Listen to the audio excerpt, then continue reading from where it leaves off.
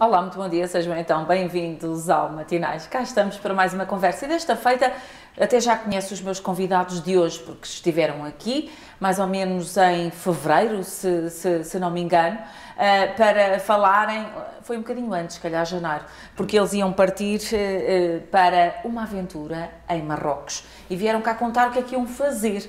Uma aventura de carro em 4L. Já vamos aqui recordar um bocadinho porque é que este carro era assim tão especial, e foram numa aventura organizada pela Unirate.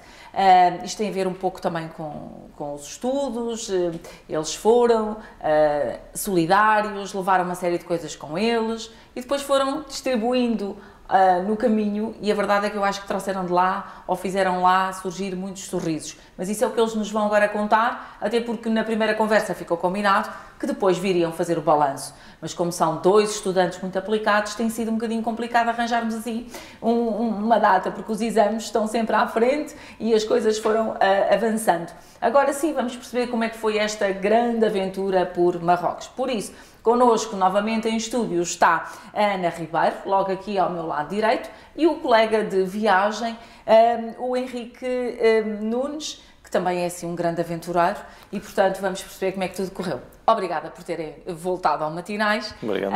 E de facto, vamos só recordar e contextualizar assim um bocadinho as pessoas, como é que surgiu mesmo esta aventura. Quem é que quer falar? O Henrique ou a Ana? Fala tu.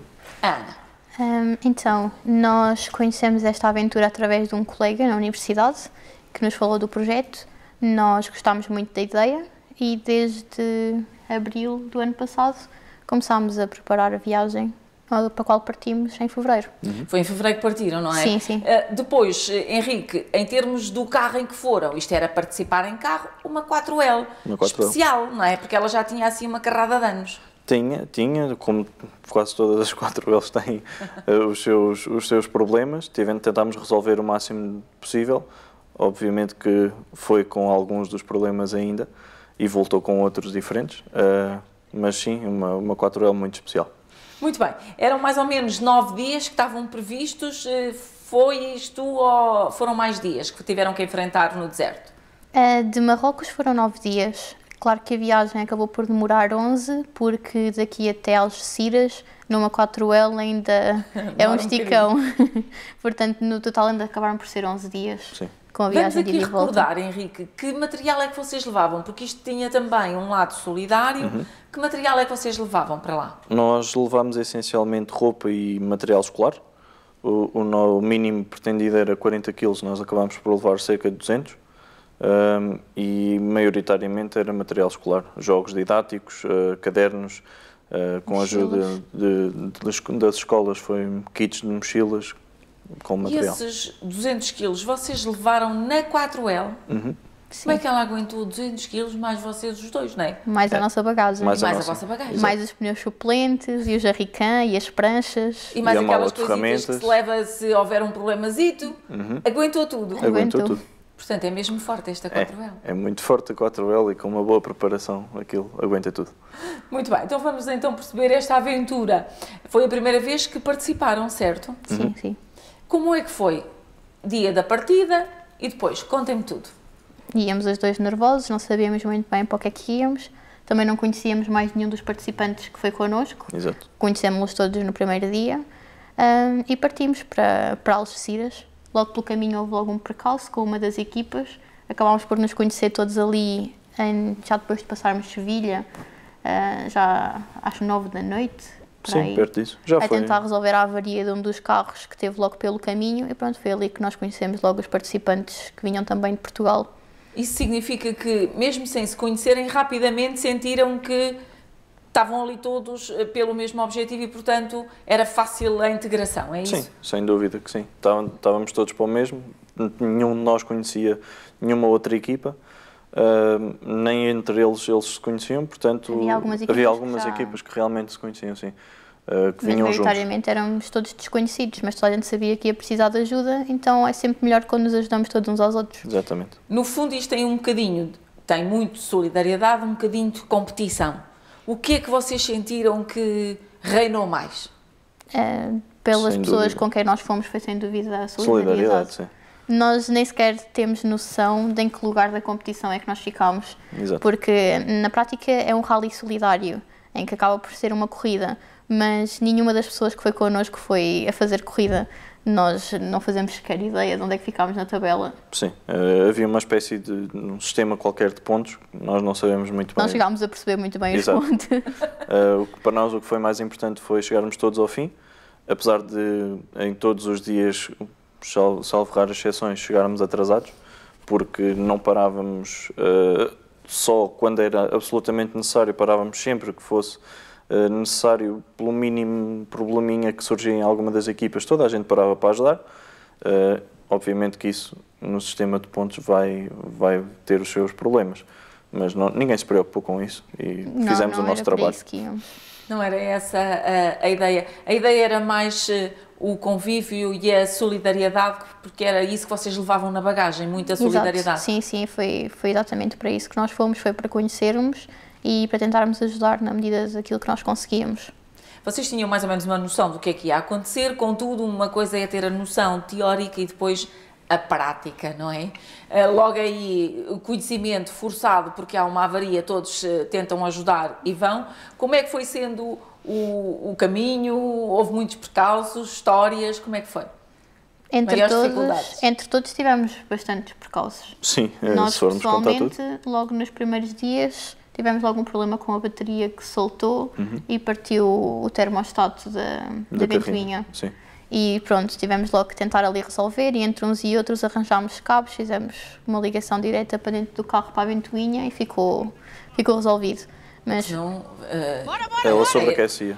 Sobreaquecia, não é? E podia queimar tipo o motor, sei lá, não é? E ficariam bem piores. Sim, nós reparámos mesmo quando a carrinha já estava a sobreaquecer, porque estávamos parados numa área de serviço e quando fomos a dar por nós, estava a água do radiador a borbulhar, a água a vir por todo o lado. Sim.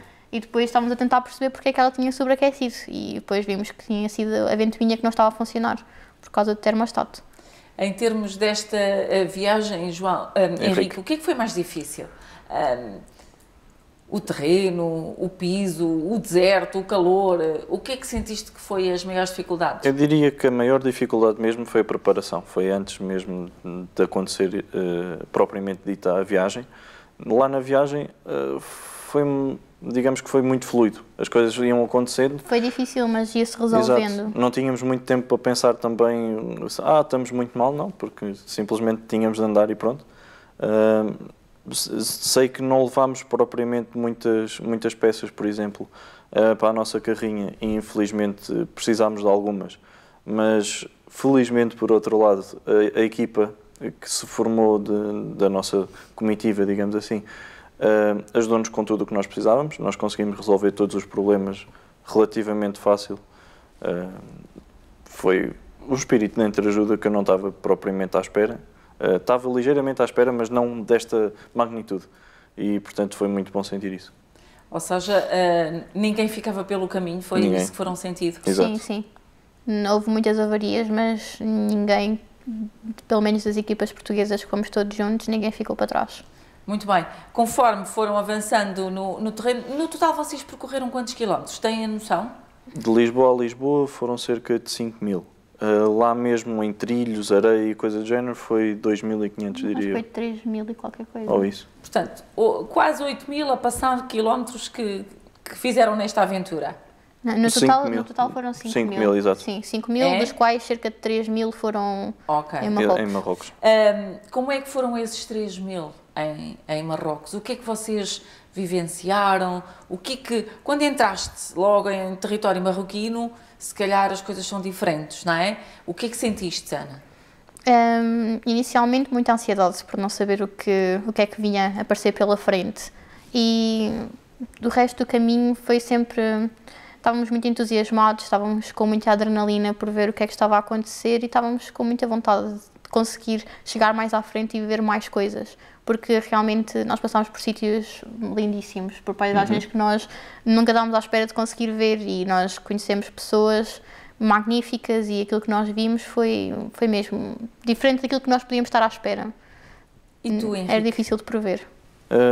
Digamos que quando começámos a entrar em trilhos assim mais complicados, a adrenalina disparou de uma maneira que nunca tinha disparado para mim, foi uma coisa impressionante. Quando começamos a sentir pedras a bater por baixo do carro e em cada pedra o carro a saltar e nós ficamos, pronto, é desta que partimos qualquer coisa. Quando chegamos a esses níveis, nunca seria possível sentir uma coisa dessas em Portugal. E essa parte aí, para mim, foi extremamente interessante. E depois, quando começamos a encontrar pessoas, começamos a distribuir material, é um sentimento que não dá propriamente para descrever. Como é que foi a vossa presença no meio daquelas comunidades? Como é que sentiram que eram acolhidos? Como é que eles vos receberam? Como é que foi?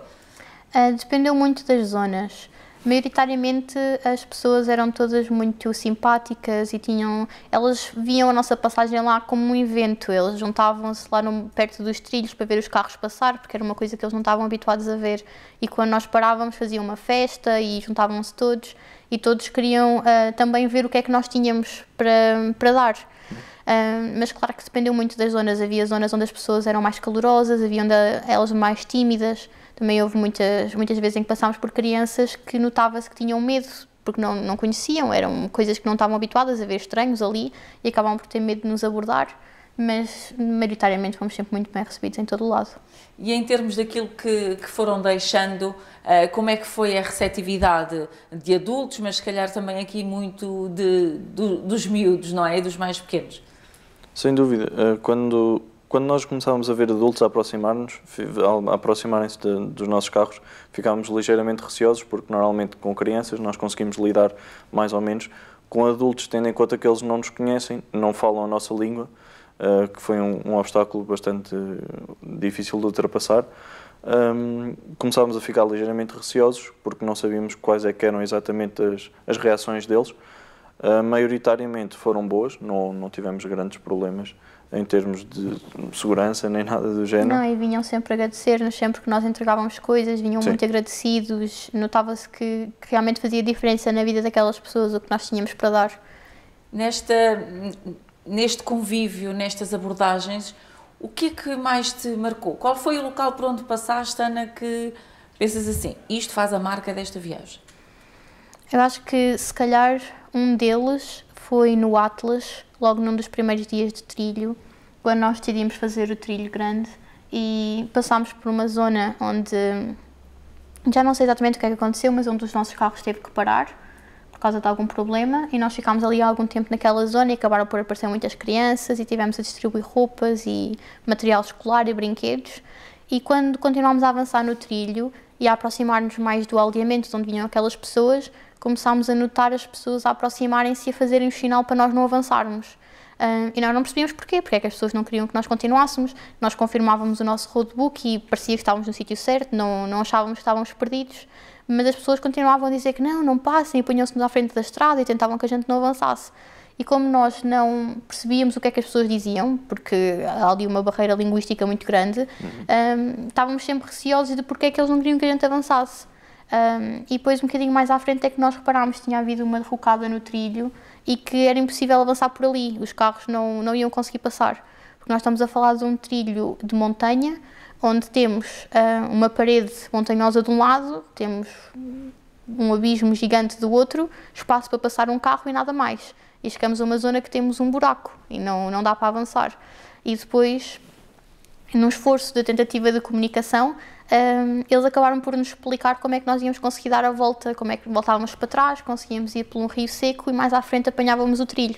E com a ajuda deles acabámos por conseguir voltar a encontrar o caminho e não nos perdemos. De certa forma, a comunidade já se preocupava convosco, mesmo sem se conhecerem muito bem, mas Exato. Sentiram ali aquela preocupação, Sim, não vale sim. a pena eles avançarem porque vão ter que recuar. Não, era mesmo perigoso, porque se não reparássemos podíamos mesmo cair no buraco e notava-se que eles estavam de veras preocupados e que estavam a tentar ajudar-nos a solucionar.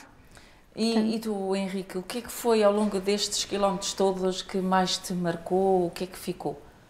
Houve vários momentos, maioritariamente estes assim, como a Ana descreveu, que não estão propriamente escritos no roadbook que nós vamos ter de parar ali. São coisas que acontecem, um carro avaria, nós paramos num sítio e acontecem momentos destes. Houve outro momento que para mim foi importantíssimo, que foi quando um dos nossos carros sobreaqueceu, tivemos de meter água e parámos ao lado de um palmeiral, se não me engano. Sim, era um oásis. Um oásis, exatamente. Pedimos água aos senhores que lá estavam, eles deram-nos água para nós metermos no carro e enquanto nós esperávamos que o carro arrefecesse e tudo mais, apareceram montões de crianças, mas muito tímidas, a fazerem uma filinha quase, para nós oferecermos o que tivéssemos. E nós oferecíamos um caderno, enquanto íamos buscar o outro, para dar ao mesmo miúdo, ele ficava contente com o caderno e ia-se embora. Quando nós o chamávamos de novo e, olha, tens aqui outro caderno, ele ficava a olhar para os dois do género, agora tenho de escolher. E nós ficámos, tipo, pá, não tens de escolher, são os dois e é para ti. E vemos é uma alegria que não é fácil de descrever. Os olhos das crianças ficam iluminados e vemos coisas que se calhar não veríamos aqui quando nós oferecemos uma das mochilas que nos foi entregue pelas nossas escolas a uma miúda. Ela imediatamente abriu a mochila e começou a distribuir aos irmãos, presumo eu, que também não falo árabe nem berber,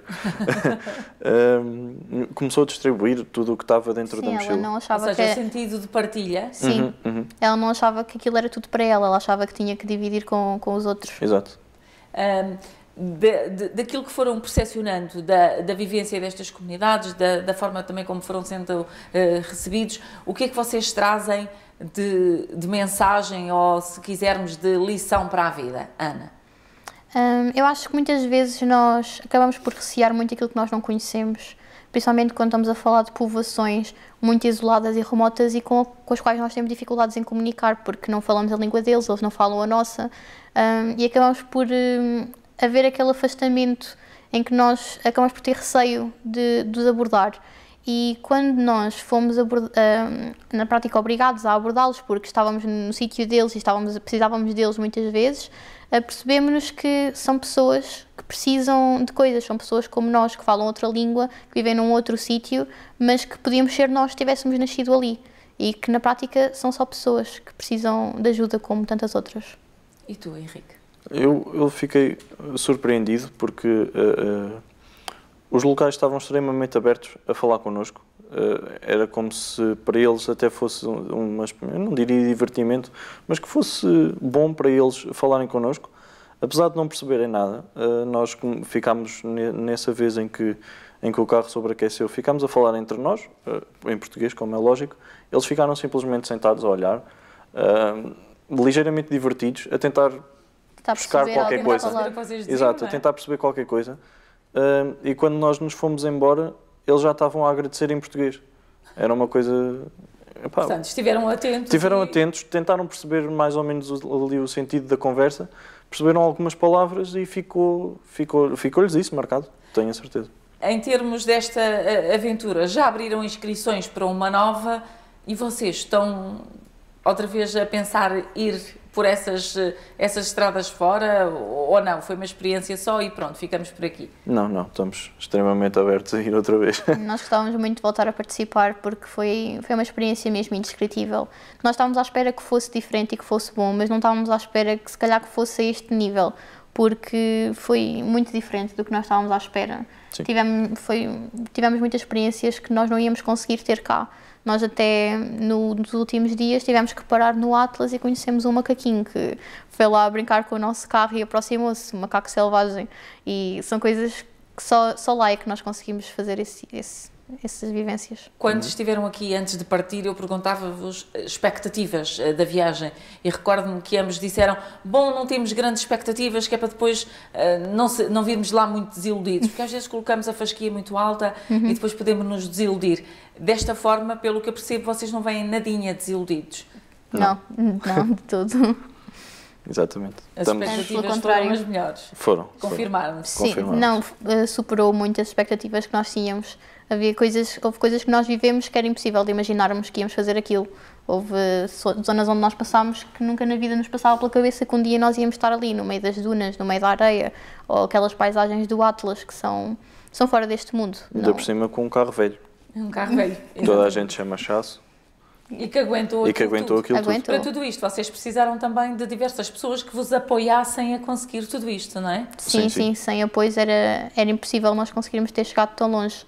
e nós já chegámos a agradecer de outra vez, mas acho que nunca chega, nunca agradecer nunca é demais, não é? Sem dúvida. E nós até trouxemos a nossa camisola que nós levámos. Que tem os vossos patrocinadores, não é? Sim, tem alguns dos nossos patrocinadores, sim, que faltam aí muitos. Temos, por exemplo, a Big Brand que fez os vinis do carro, que também recebemos muitos elogios aos autocolantes, e o Sr. Fernando da Feira Auto que nos ajudou na preparação. E as nossas famílias também foram muito importantes para conseguirmos preparar isto. E para conseguirem ir em frente, não é? Sim, sim, sim. Muito bem, estamos mesmo a terminar a nossa conversa. Que ideia final deixas, Ana? Eu gostava de desafiar as pessoas que neste momento estejam na universidade, que achem interessante este tipo de aventuras, verem mais sobre o Unirace e inscreverem-se, porque de certeza que vão gostar. E tu, Henrique? Eu exatamente a mesma coisa. Em caso de dúvida, contactem algum de nós. Não tem de ser exatamente nós, algum participante, que de certeza que eles, eu tenho a certeza que eles são como nós e estão prontíssimos a ajudar quem mais apareça, porque isto foi uma coisa espetacular para nós e partilhar isso com mais pessoas seria o ideal. Muito obrigada por terem vindo. Foi assim que fizemos então o balanço desta aventura da Ana e do Henrique por terras de Marrocos. Levaram uma onda de solidariedade com eles. Uma 4L, imagine-se, conseguiu levar 200 kg de solidariedade e depois mais tudo o resto que era necessário. Bom, foi obra. Quanto a nós é tudo. Até amanhã e fique bem. Estamos em sua casa, estamos no seu coração. Somos Ângelos TV, a televisão católica portuguesa.